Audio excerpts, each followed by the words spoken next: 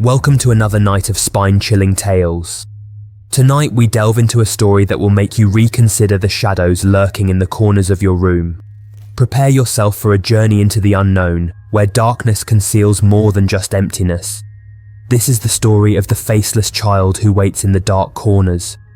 It was a rainy night in late October when the Thompson family moved into their new home, a quaint Victorian-era house on the edge of a sleepy town. The house had stood empty for decades, its windows like vacant eyes staring out into the misty night. As the rain poured down, the Thompsons, oblivious to the house's dark history, began unpacking their lives into its musty rooms. Emma Thompson, the mother, was the first to notice something strange. She had always been sensitive to the supernatural, a trait she often dismissed as mere imagination. But as she walked through the house, she couldn't shake the feeling that something was watching her, lurking just out of sight. The first few nights passed uneventfully. However, as the days turned into weeks, strange occurrences began to disrupt the Thompsons' sense of normalcy. Emma's son, Charlie, had started talking about an imaginary friend. But Charlie wasn't like other children. He was only 5, yet his descriptions of his friend were disturbingly detailed. "Mommy, the boy in the corner says he's sad," said Charlie. "What do you mean, Charlie?" "What does he look like?" Emma asked. "He's always there in the dark. He doesn't have a face, just dark shadows," replied Charlie. Emma tried to dismiss it as a child's overactive imagination. After all, children often create elaborate fantasies, but she couldn't shake off the unease that settled in her gut. The corners of the house, particularly in Charlie's room, seemed darker than they should be. One night, as Emma was preparing Charlie for bed, she noticed something peculiar. Despite her efforts to make the room bright and cheerful, the corners remained unnervingly dark. Emma chalked it up to poor lighting and decided to install a nightlight. As Charlie drifted off to sleep, Emma stayed by his side, her mind racing with the unsettling conversations and her own fears. As the clock ticked past midnight, Emma's eyes grew heavy, and she finally succumbed to sleep.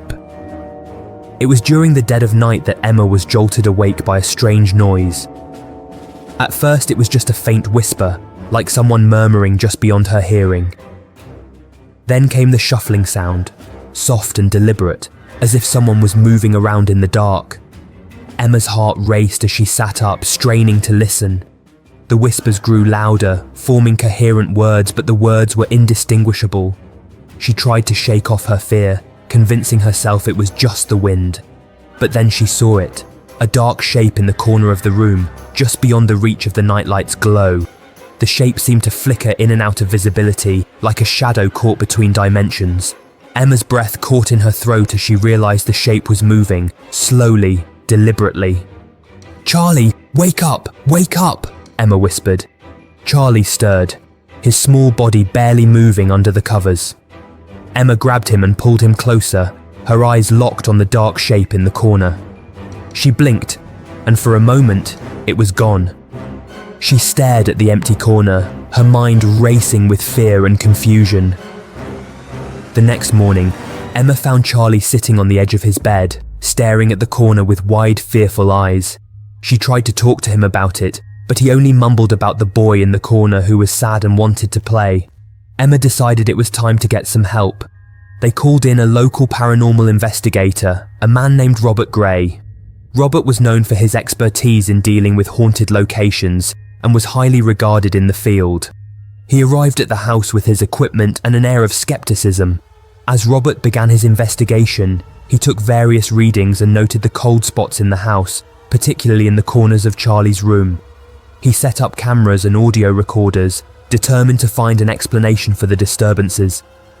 "There's definitely something here. The cold spots are significant, and the equipment is picking up irregular readings. Let's see what we can capture on tape," said Mr. Robert. That night, Robert stayed in the house with the Thompsons. As they settled in for the evening, the atmosphere grew thick with tension. Emma and Charlie huddled in the living room while Robert conducted his investigation. As midnight approached, the equipment began to malfunction, lights flickering, cameras losing focus, and strange static on the audio recorders. Robert's expression grew serious as he reviewed the footage from the cameras. Robert said, "There's something on the footage, take a look." On the footage, a shadowy figure emerged in the corner of Charlie's room. It was not just a shadow, but a form that seemed to move independently of the room's lighting. The figure appeared to have no face, just a dark void where its features should have been.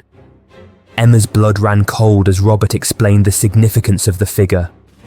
According to him, the faceless entity was known in paranormal circles as a residual haunting. It was a spirit trapped in a repetitive loop, unable to move on and bound to a specific location. This type of entity often manifests in places of trauma or death. It might be trying to communicate or seek something. We need to delve into the history of the house, Robert further explained. Robert's research revealed that the house had a tragic history. Decades ago, a young boy had disappeared under mysterious circumstances. The case was never solved and the boy's body was never found. The local legends spoke of the boy's restless spirit roaming the house, searching for something or someone. Emma's fear intensified as she realized the figure in the corner might be the very child from the legends. She was determined to help him find peace. With Robert's guidance, she arranged for a cleansing ritual, hoping to release the spirit from its torment. The cleansing ritual took place late at night.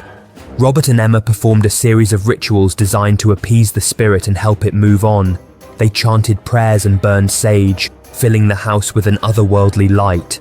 As the ritual progressed, the temperature in the room dropped dramatically, and the dark figure in the corner grew more agitated. Emma could feel the entity's desperation and sadness. The atmosphere grew heavier, as if the walls themselves were closing in. At the climax of the ritual, the dark figure seemed to convulse, and a mournful cry echoed through the room. Emma felt a wave of sorrow wash over her, as if the boy's spirit was finally being set free. The room's temperature slowly returned to normal, and the oppressive atmosphere lifted. The next morning, the Thompsons woke to a house that felt lighter, as if a great weight had been lifted. The dark corners that once harbored the faceless child now seemed merely like any other part of the room. Emma and Charlie moved on with their lives, but they would always remember the faceless child who waited in the dark corners.